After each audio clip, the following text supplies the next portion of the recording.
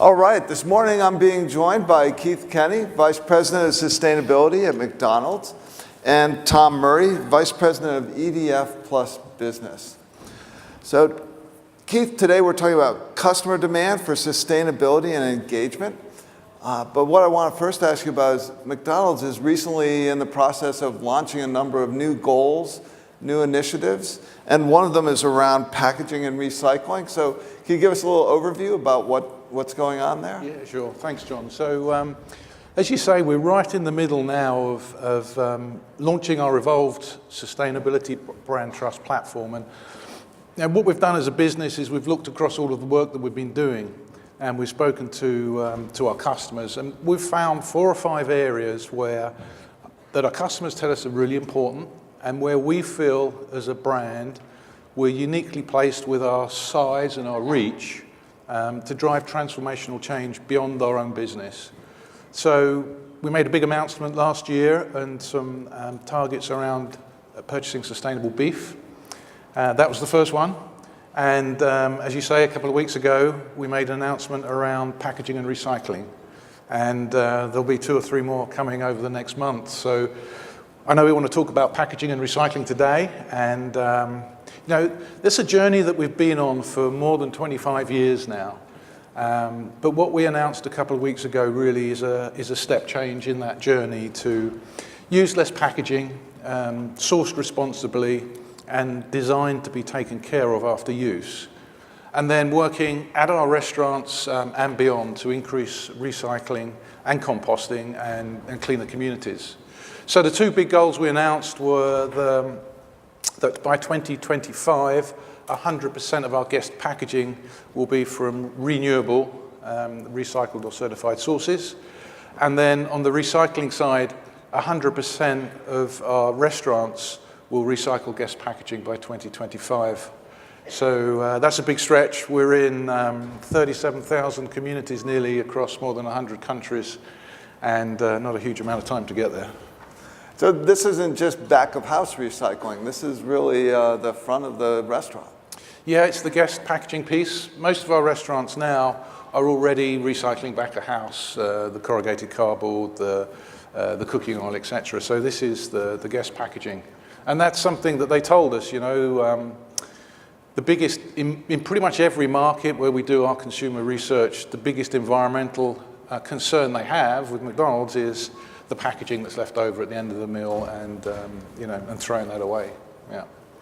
So Tom, EDF's been working for 25 years with McDonald's. What are some of the highlights of the work you've done together? How does this work? Sure. Well, this announcement certainly one, right? It's an incredibly ambitious initiative and a powerful kind of full circle story for, I think, EDF and McDonald's, but also for probably anybody in the room that's working on sustainability partnerships. I think a lot of people know we've worked together for almost 25 years, over 25 years now. I don't think everyone probably doesn't know how that relationship started, and it started with packaging and a customer experience around packaging.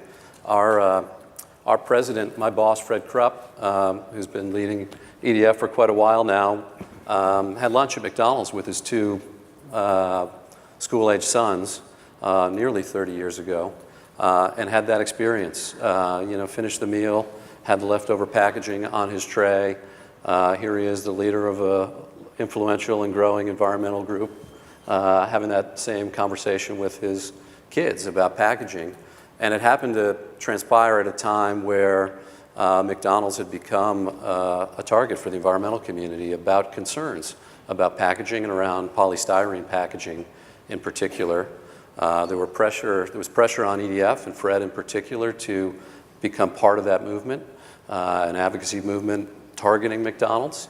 And I think partly inspired by that lunch with his sons and his belief that there were other ways to advocate, you know, came up with this idea of what would it look like if McDonald's and EDF worked together. And luckily for us, what could we accomplish? There were also creative, innovative, and courageous people asking similar questions at McDonald's. Because you got to remember, this was an era when the idea of an advocacy group and a Fortune 500 company working together was unheard of. I mean, we each perceived each other to be enemies. It's not a room full of collaboration like we have today. And there was a guiding principle, I think, for that work together that's common, I think, to a lot of the work that's happening across this room now, which was if we lower our voices and focus on the things that we agree on, we can actually do an awful lot together. We found together that there were people at McDonald's that wanted to do that, just like there were people at EDF. We worked together for a number of years on polystyrene, on napkins, on bags, and made a number of changes to McDonald's operations together that cut 300 million pounds of packaging waste and created some business benefits for McDonald's. And probably most importantly, broke the mold, showed there was a new way to collaborate to solve these problems and help jumpstart what many of us now call this third wave of the environmental movement, the idea that we should be harnessing markets and the power of leading companies to solve our toughest environmental challenges. Great. Keith, you mentioned this is all about consumer recycling, customer obsessed, and yet we see year after year surveys where people have high aspirations, but they're not necessarily putting their money where their mouth is when it comes to increasing sustainable products and that sort of thing. So how have you figured out from McDonald's what your customers want, and what are they really telling you? That's a good question. So, they're very unspecific about some of the things that they want. But when you're doing surveys in your top 20 markets across the globe, which would represent about 75% of all of our sales, and you keep getting feedback that the packaging and the waste is an issue, then you can be pretty sure that that's solid information. And we know it's going to be a struggle to do it in some markets. In some markets, we're already recycling pretty much all of the guest packaging. So there's lots of things that we can learn from that. But we really feel that with our reach, being out there in the communities, because if you look at the recycling infrastructure, if you look at legislation, if you look at customer behavior, it varies not just country to country or state to state, but even city to city. So we feel that we're really placed in a position where we can play a role to communicate what we're doing, to onboard the customer, and to make them feel good about what they're doing.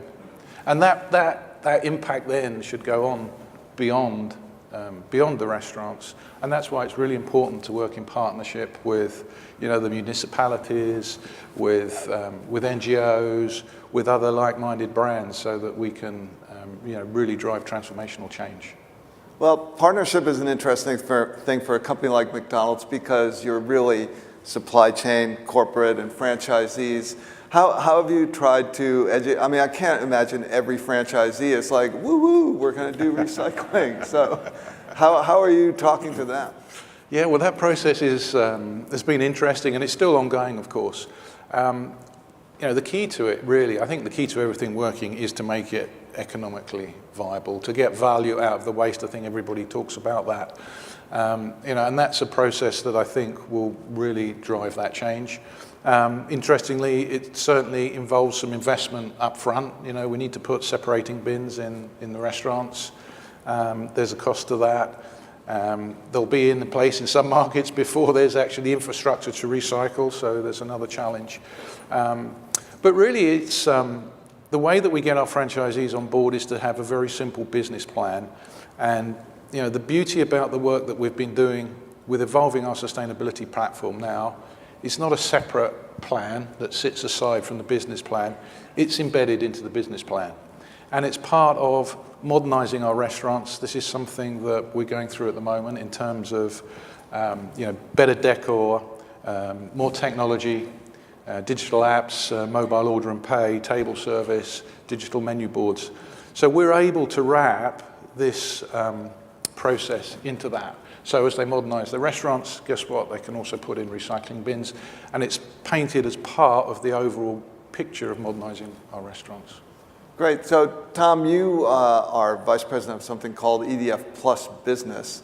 What does that mean, and how do you help companies sort of raise that bar? Sure. So, EDF Plus Business is the name of the team of folks that work across EDF, thinking about how we leverage leading businesses, leading investors to advance the EDF agenda, and we're focused on climate, oceans, ecosystems, and health. And a big part of what I think my job is, what my 40 people on my team work on, is about raising the bar for what it means to be a sustainability leader.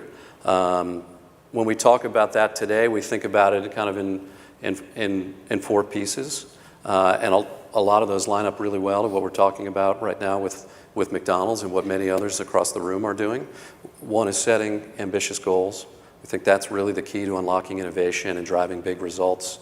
We're not worried if you don't know how you're going to get there. If you know how you're going to get there ahead of time, it's probably not an ambitious goal. A big trend that's certainly happened in the 17 years that I've been working in this space is this theme of collaboration, right? It's no longer enough if you want to be a sustainability leader to be focused on what's inside your four walls or just kind of hoeing your own sustainability garden. You need to be collaborating across your value chain. That's how you drive bigger impact and bigger scale. Increasingly, we think that the organizations that want to really lead on sustainability have to also engage proactively on policy. It's part of how we're going to raise the floor for everybody. If you're going to reinvent the way we recycle packaging and handle solid waste, you're going to have to get into the policy space and deal with how you build the infrastructure and the enabling policy to make that happen. And then I think a new trend, but it's certainly a theme that cuts across a lot of the discussions here this week, is technology. Keith was just talking about how that's going to show up in McDonald's restaurants. I think there's a huge and just starting to be tapped opportunity for us to be using 21st century technologies, sensors, AI, computer vision, those kinds of things to solve 21st century sustainability problems. So I think you'll be seeing more of that as well. Great. Keith, he mentioned technology and the whole customer experience. How is McDonald's leveraging technology to sort of improve that customer experience? And I don't know, are you hoping to collect some data at the same time? Yeah, so I mean, really along the whole life cycle, we can use technology, not just with the customer, but obviously we need to find some solutions as well in terms of the packaging that we use, which currently can't be recycled or composted. So there's a lot of technology that's being used there. In the restaurants, I think the big thing that we can use the technology for is communicating to the customer what we're trying to do, whether that's through the digital menu boards or the kiosks from which they order, or on the app that they download, and then beyond that, the technology obviously needs to be used to track and measure what you're doing, because that's one of the biggest challenge. And the reason why we want to go beyond our restaurants is the majority of the packaging is actually taken away from our restaurants. So we can recycle in our restaurants, but if we're really going to have an impact on the environment, we need to impact beyond our restaurants as well. And again, that's where technology can help us. So is there a way you're trying to communicate that message to consumers who take away the packaging? Because then you end up with branded trash, right, if you're out there.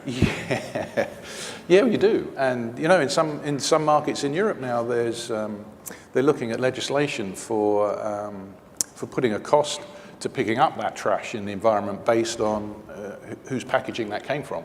So there's benefits from having a very visible brand, and there's negatives from it as well. But that's one of the reasons why we need to play our role. And we're going to have to come up with a whole bunch of solutions. As Tom was saying, we don't have all the answers right now, and that's why it's an ambitious goal, and that's really why we think it will, it will really drive change. So, Tom, any other technology innovations you've seen out there that? Well, I mean, just on this point, I'm excited about a lot of the tech that's happening in this space. I think AI, blockchain, and those kinds of things.